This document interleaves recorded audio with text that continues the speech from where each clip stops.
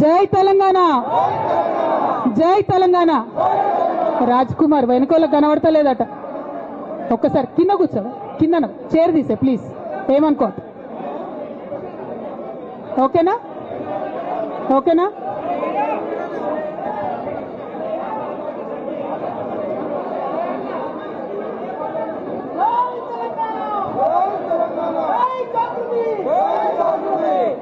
అందరికీ నమస్కారం. ప్రెస్ మిత్రులకు ప్రత్యేక నమస్కారాలు. అదేవిధంగా ఆగమ్మా నువ్వు గన్మైన మా పక్క సార్.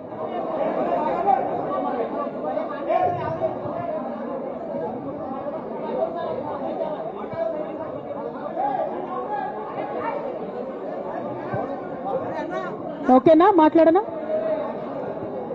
ప్రెస్ మిత్రులకు జరుగుతున్నటువంటి ఇన్కన్వీనియన్స్ కి క్షమించమని కోరుతా ఉన్నాను. అట్లానే ఇక్కడ ఇవాళ ఇంత పెద్ద ఎత్తున హాజరైనటువంటి జాగృతి కార్యకర్తలకు, నాయకులకు అందరికి కూడా హృదయపూర్వకంగా నా నమస్కారాలు తెలియజేస్తా ఉన్నాను. కానీ జాగృతి కార్యకర్తలు దయచేసి సాయిని వెనక్కి జరు, కూర్చోబెట్టు. ప్రెస్ వాళ్ళని ఫ్రీగా కూర్చొని వెనక్కి జరు బిడ్డ. అజయ్ సీనా ఒక్క అడుగు వెనక్కేనా ప్లీజ్, కొద్దిగా వాళ్ళు ఫ్రీగా నిలబడండి. ప్రెస్ మిత్రులందరికీ కూడా ధన్యవాదాలు తెలియజేస్తా ఉన్నాను సమయం తీసుకొని ఈ పత్రికా సమావేశానికి వచ్చినందుకు. నిన్న మధ్యాహ్నం తర్వాత భారత రాష్ట్ర సమితి నుంచి ఒక ప్రకటన మీ అందరి ద్వారా నేను మీడియాలో చూడడం జరిగింది. మరి బీఆర్ఎస్ నుండి వచ్చినటువంటి ఈ ప్రకటనలో పార్టీ ఎమ్మెల్సీ శ్రీమతి కె కవిత ఇటీవలి కాలంలో ప్రవర్తిస్తున్న తీరుతెన్నులు, కొనసాగిస్తున్న పార్టీ వ్యతిరేక కార్యకలాపాలు బీఆర్ఎస్ పార్టీకి నష్టం కలిగించే రీతిలో ఉన్నందున పార్టీ అధిష్టానం ఈ విషయాన్ని తీవ్రంగా పరిగణిస్తున్నది. పార్టీ అధ్యక్షులు శ్రీ కె చంద్రశేఖరరావు గారు శ్రీమతి కె కవితను తక్షణం పార్టీ నుండి సస్పెండ్ చేస్తూ నిర్ణయం తీసుకున్నారని చెప్పి మరి నాకు ఒక ప్రకటన నిన్న టీవీల ద్వారా అందుకోవడం జరిగింది. మరి నేను పార్టీ నుండి వచ్చినటువంటి ఈ లేఖలో ప్రత్యేకంగా 2 అంశాల మీద మాట్లాడదలుచుకున్నాను. నేను అక్రమ కేసులు పెట్టి నా మీద తిహార్ జైల్లో 5.5 నెలల పాటు ఉండి బయటకు వచ్చిన తర్వాత నవంబర్ 23వ తారీఖు 2024 నుండి నేను ప్రజాక్షేత్రంలోకి వచ్చి అనేక కార్యక్రమాలు చేయడం జరిగింది. మరి నేను చేసినటువంటి పనులలో మొట్టమొదటిది, ఒక బిడ్డ హాస్టల్లో చనిపోతే ఆమెను విజిట్ చేసి, అట్లానే గురుకులాల్లో జరుగుతున్నటువంటి అన్యాయాల మీద మొట్టమొదటి కార్యక్రమం తీసుకొని నేను మాట్లాడినా. ఆ తర్వాత బీసీలకు జరుగుతున్నటువంటి అన్యాయం, కాంగ్రెస్ పార్టీ మేనిఫెస్టోలో ఇచ్చినటువంటి 42% హామీ కోసము పెద్ద ఎత్తున నేను పనిచేయడం జరిగింది. అట్లానే మహిళలకు 2500 ఇవ్వాలని చెప్పి పోస్ట్ కార్డు ఉద్యమాన్ని నేను చేపట్టడం జరిగింది. పెద్దవాళ్లకు పెన్షన్లు పెంచాలని నేను ఉద్యమాలు చేయడం జరిగింది. తెలంగాణ తల్లి స్వరూపాన్ని మారిస్తే అట్లెట్లా మారుస్తారని రౌండ్ టేబుల్ సమావేశం పెట్టినాం. బనకచెర్లు అక్కడ కడుతున్నారంటే దాని మీద రౌండ్ టేబుల్ సమావేశం పెట్టినాం. ఓవరాల్గా తెలంగాణ ప్రాజెక్టులు, అందుబాటులో ఉన్నటువంటి నీళ్లు, వీటన్నిటి మీద కూడా రౌండ్ టేబుల్ పెట్టినాం. భద్రాచలం దగ్గర 5 గ్రామాలు ముంపు సమస్య ఉంది, ఎవరు పట్టించుకుంటలేరంటే వాళ్ళని పిలిపించుకొని రౌండ్ టేబుల్ సమావేశం పెట్టి ప్రభుత్వం మీద ఒత్తిడి తీసుకొచ్చే కార్యక్రమం చేసినాం.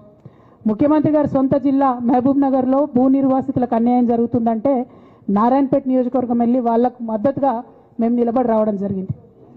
అట్లానే 47 నియోజకవర్గాలలో బీఆర్ఎస్ కండువా బాజాప్తా కప్పుకొని, గులాబీ కండువా బాజాప్తా కప్పుకొని ఎక్కడికి పోతే అక్కడ రావుల చంద్రశేఖర్ రెడ్డి గారిని రిక్వెస్ట్ చేసి భవన్ నుంచి అక్కడ ఉండేటటువంటి బీఆర్ఎస్ నాయకులకు అఫీషియల్ కమ్యూనికేషన్ చేపించి ప్రతి ఒక్క బీఆర్ఎస్ నాయకులకు, కార్యకర్తలకు మాట్లాడి ఆయా పర్యటనలకు వెళ్ళినప్పుడు అందరినీ కలుపుకొని బాజాప్తా గులాబీ కండువా వేసుకొని 47 నియోజకవర్గాలు నవంబర్ 23, 2024 నుండి ఈ రోజు వరకు నేను పర్యటన చేసి అనేక ప్రజా సమస్యల మీద మాట్లాడడం జరిగింది. మరి ఇవన్నీ పార్టీ వ్యతిరేక కార్యకలాపాలు అన్నది నాకు అర్థం కాలేదు. ఎట్లా వ్యతిరేక కార్యకలాపాలు అవుతాయన్నది కూడా ఒకసారి పార్టీ పెద్దలు పునరాలోచించుకోవాలని చెప్పి నేను రిక్వెస్ట్ చేస్తూ ఉన్నాను. అదేవిధంగా మరి బీసీల కోసం నేను పోరాటం చేస్తుంటే అవు అట్లెట్లా మాట్లాడుతుంది, ఇట్లెట్లా మాట్లాడుతుంది, పార్టీకి వ్యతిరేకంగా మాట్లాడుతుంది. అరే నేను కాంగ్రెస్ పెద్దల మీద ఒత్తిడి తీసుకొస్తుంటే బీసీలకు 42% అమలు చేయాలంటే ఏది పడితే అది చిల్వల్ పల్వల్గా నా మీద రాపించడం, ప్రచారం చేయడం, చాలా దారుణమైనటువంటి పనులు పార్టీలో ఉన్నటువంటి కొందరు పని కట్టుకొని కత్తి కట్టుకొని నా మీద చేయడం జరిగింది. అట్లానే నేను ఒక మాట ఏమన్నా, సామాజిక తెలంగాణ సాధన కోసం నేను కట్టుబడి ఉన్నా అన్న. దానిలో తప్పేముంది? అసలు నాకు జన్మనిచ్చినటువంటి నా తండ్రి, ఈ ప్రాణాన్ని భిక్షగా ఇచ్చినటువంటి నా తండ్రి, ఆయన చిటికెన వేలు పట్టుకొని నేను ఓనమాలు నేర్చుకున్న ఉద్యమాలు ఎట్లా చేయాలని, ఆయన చిటికెల వేలు పట్టుకొని ప్రజలంటే ఏంది, ప్రజా సమస్యలు అంటే ఏంది, ఎందుకోసం దాని మీద గలమెత్తాలని చెప్పి నేను నేర్చుకున్నా. ఆ నాయకుడి స్ఫూర్తిగానే నేను సామాజిక తెలంగాణ మాట్లాడినా. భారతదేశం మొత్తంలో ఇన్ని రాష్ట్రాల్లో ముఖ్యమంత్రులు అయితే 75 ఏళ్ళ స్వతంత్ర భారతదేశం, 79 ఏళ్ళు స్వతంత్ర భారతదేశంలో దళితులకి 3 ఎకరాల భూమి ఇస్తా అని చెప్పినటువంటి ఏకైక గొప్ప నాయకుడు కేసీఆర్ గారు. ఆయన దగ్గర నుంచే కదా నేను సామాజిక తెలంగాణ ఎజెండా నేర్చుకున్నది. బీసీలకు ఎవరు వృత్తి పనిదారులు ఉంటే వాళ్ళకి చేయూతనిస్తా అని చెప్పినటువంటి ఏకైక ముఖ్యమంత్రి కేసీఆర్ గారు. చెప్పినట్టుగా డబ్బులు ఇచ్చిండు కూడా, ప్రతి కులాన్ని కాపాడుకునే ప్రయత్నం చేసిండు. అది కాదా సామాజిక తెలంగాణ? నేను మే 1 నాడు లేబర్ డే రోజు మాట్లాడితే దాన్ని చిల్వల్ పలువలు చేసి సామాజిక తెలంగాణ పేరుతోని కవిత పార్టీ పెడుతుందని చెప్పి నేను నిన్న చెప్పిన 2 పేర్లు పని కట్టుకొని నా మీద దుష్ప్రచారం చేసిండ్రు. నేనేమైనా తప్పు మాట్లాడినా? బీఆర్ఎస్ పార్టీ వ్యతిరేకమా సామాజిక తెలంగాణ నినాదానికి? బీఆర్ఎస్ పార్టీకి సామాజిక తెలంగాణ అవసరం లేదా?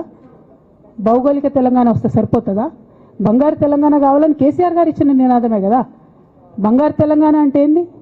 హరీష్ రావు ఇంట్లో బంగారం ఉంటే, సంతోష్ రావు ఇంట్లో బంగారం ఉంటే బంగారు తెలంగాణ అవుతుందా? కాదు కదా. ప్రతి ఒక్క సమాజం బాగుంటేనే బంగారు తెలంగాణ అవుతుంది. నేను అదే కదా మాట్లాడినా. దానికి ఇష్టం వచ్చినట్టు నా మీద స్టోరీ లేపిస్తే నేను భవన్లో పోయి కూర్చొని బాజాప్తా, ఎక్కడో కాదు, బయట ప్రెస్ మీట్ పెట్టలేదు, ఏ ప్రెస్ క్లబ్లో పెట్టలేదు, డైరెక్ట్గా తెలంగాణ భవన్ నా ఆఫీస్ అండి, నా పార్టీ భవన్లో పోయి కూర్చొని నేనేం చెప్పినా, నా మీద కుట్రలు జరుగుతున్నది, నా మీద విషప్రచారం జరుగుతున్నది అని చెప్పిన. నేను రామన్నను బుజ్జగించి గడ్డం పట్టుకొని అడుగుతా ఉన్నా, అన్న నీ చెల్లెని,